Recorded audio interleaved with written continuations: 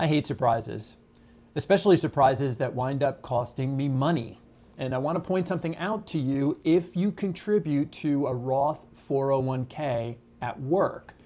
See, if you do contribute to one of these Roth retirement plans, like a Roth 401k, you may want to pay particular attention, as this could result in more taxable income than you expected.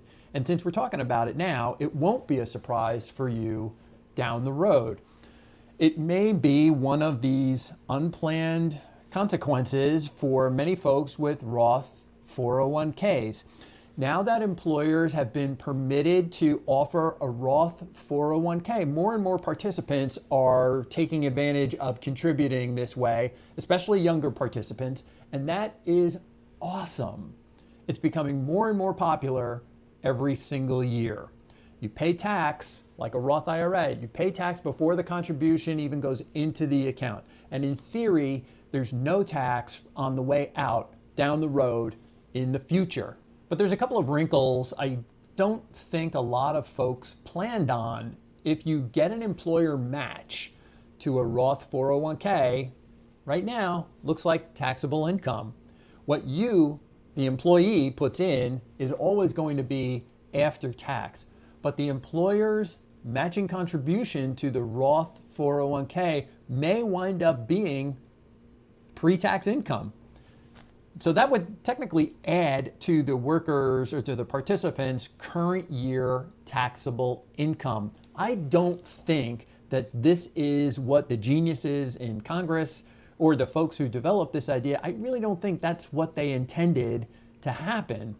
You, as the participant, may actually pay more tax on income that you didn't receive. The match went straight into your Roth 401k. So you didn't receive the income, but you have to report it and pay taxes on it.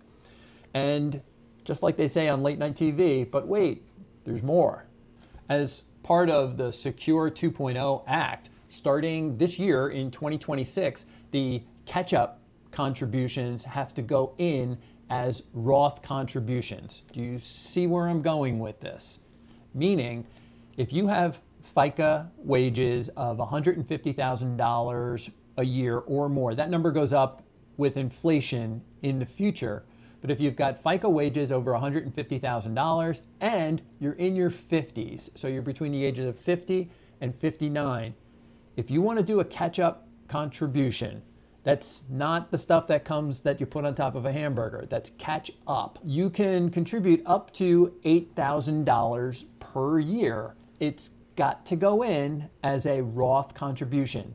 That's taxable income that you're going to be dinged for. So think about this. Your entire contribution to your 401k may all go in as pre-tax dollars, but the catch up part of the contribution, that's going in as Roth dollars. So you're going to be paying tax on it now, not later. So that's for folks age 50 to 59. What if you're older? Well, if you're 60, 61, 62, 63, the maximum catch-up, also called the super catch-up contribution, is right now $11,250. That number goes up with inflation in the future. So 3 of the larger employers here in the state of New Jersey come to mind. If you participate in the 401k at Johnson & Johnson, Prudential Insurance, or Automated Data Processing, ADP, if you participate in these 401ks, well, let's say something in general about all 3 of them. They all offer 401ks. They all offer a Roth 401k option in their plan. They all offer, at least now in July of 2026, employer matching contributions. But again, as of July 2026, those matching contributions are still going in as pre-tax dollars, no matter how you contribute to the plan.